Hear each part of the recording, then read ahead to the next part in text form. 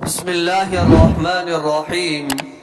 تو اس دن ہم نے نماز کے بارے میں کچھ چیزوں کے بارے میں پڑھا تھا، تو آج انشاءاللہ اور زیادہ پڑھیں گے اور زیادہ سیکھیں گے کہ اور زیادہ کون کون سی چیزیں ہیں جو نماز کے اندر ہمیں سیکھنا کیا ہے، ضروری ہے۔ تو نماز کے شرائط، آج ہم کیا پڑھیں گے؟ نماز کے شرائط کے بیان میں۔ کس کے بیان میں؟ کہ نماز کی شرائط مین شرطیں ہیں، ایسی شرطیں ہیں اگر ہمیں یہ شرطیں چھوٹ جاتی ہیں یا ان شرطوں میں سے کوئی شرط ہمیں حاصل نہیں ہوتی ہے تو اس سے ہماری نماز فاسد ہو جائے گی۔ کیا ہو جائے گی؟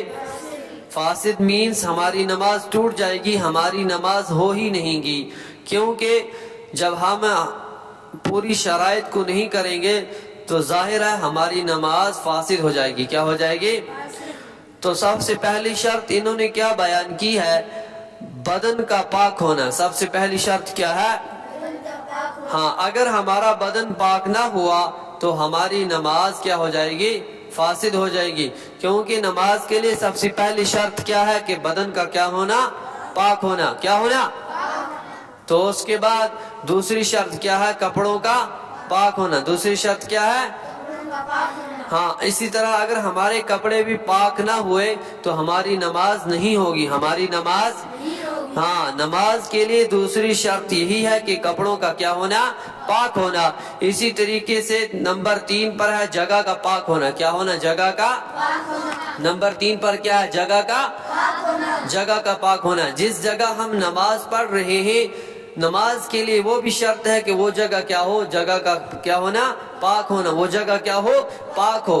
اسی طریقے سے نمبر 4 پر ہے سطر کا چھپانا۔ سطر کا چھپانا، جو ہمارا سطر ہے اس کو چھپانا۔ اگر ہمارا سطر کھلا ہوا ہوگا یا نماز پڑھتے پڑھتے ہمارا سطر کھل گیا تو اس وقت ہماری نماز کیا ہو جائے گی؟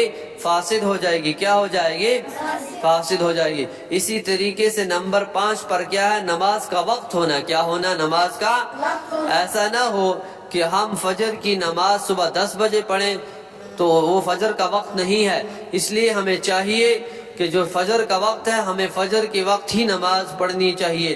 اور نماز کا جیسے ظہر کا وقت ہوتا ہے، عصر کا وقت ہوتا ہے، مغرب کا وقت ہوتا ہے، عشاء کا وقت ہوتا ہے، اس لیے ہر نماز کو اپنے وقت پر پڑھنا، یہ اس کے لیے جو وقت مقرر کیا گیا ہے اس وقت ابھی اس وقت کے نماز کے ساتھ ایک ساتھ ہونا کیا ہے؟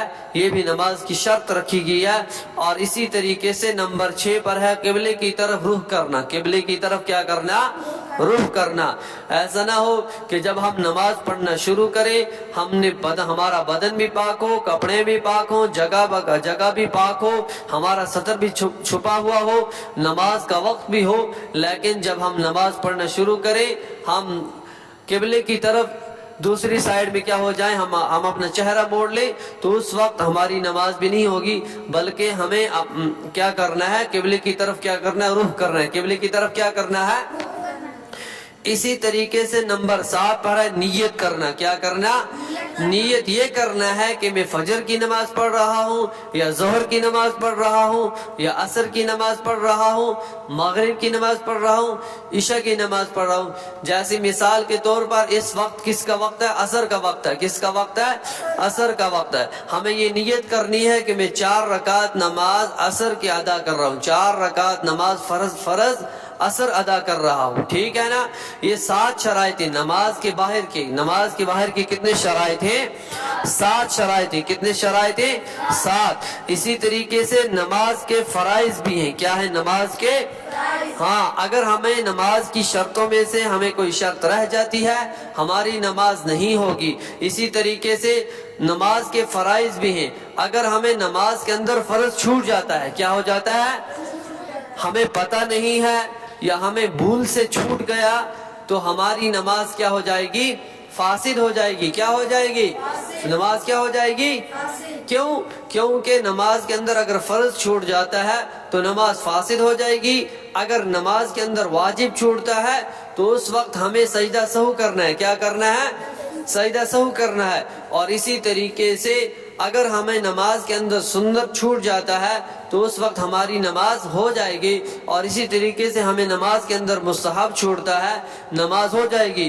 ہاں اگر ہمیں نماز کے اندر فرض چھوٹتا ہے، چاہے وہ جان بوجھ کر ہو یا ایسے ہی بھولے سے چھوٹ جائے، دونوں طریقوں سے نماز فاسد ہو جائے گی، نماز ٹوٹ جائے گی، ٹھیک ہے؟ تو اس میں سے سب سے پہلی کیا ہے؟ تکبیر تحریمہ کہنا۔ کیا کہنا؟ تکبیر تحریمہ۔ تکبیر تحریمہ کہتے ہیں پہلی تکبیر کو، جسے ہم کہتے ہیں اللہ اکبر۔ کیا ہے؟ ٹھیک ہے۔ دوسری تکبیر ہے قیام کرنا۔ کیا کرنا؟ قیام کرنا۔ دوسری تکبیر کیا ہے؟ قیام کرنا۔ اسی طریقے سے تیسری چیز کیا ہے؟ قرات کرنا۔ کیا کرنا؟ قرات کرنا۔ پہلی 2 رکعتوں کے اندر قرات کرنا، یہ بھی کیا ہے؟ فرض ہے۔ کیا ہے؟ اسی طریقے سے رکوع کرنا۔ رکوع کرنا بھی کیا ہے؟ فرض ہے۔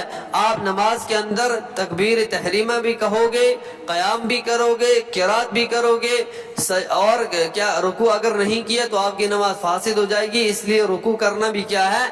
فرض ہے۔ کیا ہے؟ فرض ہے۔ اسی طریقے سے نمبر 5 پر سجدہ کرنا۔ نمبر 5 پر کیا ہے؟ سجدہ کرنا۔ یہ سجدہ کرنا بھی کیا ہے؟ نماز کے اندر فرض ہے۔ کیا ہے؟ فرض ہے۔ اور 6 نمبر پر کیا ہے؟ قاعدہ اخیرہ کرنا۔ کیا کرنا؟ قاعدہ۔ مثال کے طور پر آپ نے 4 رکعت نماز فرائض عصر کے پڑھ رہے ہو، آپ نے چوتھی رکعت کا کیا کیا؟ آپ نے قرات کی، رکوع کیا، سجدہ کیا۔ اب آپ کو کس کے اندر بیٹھنا ہے؟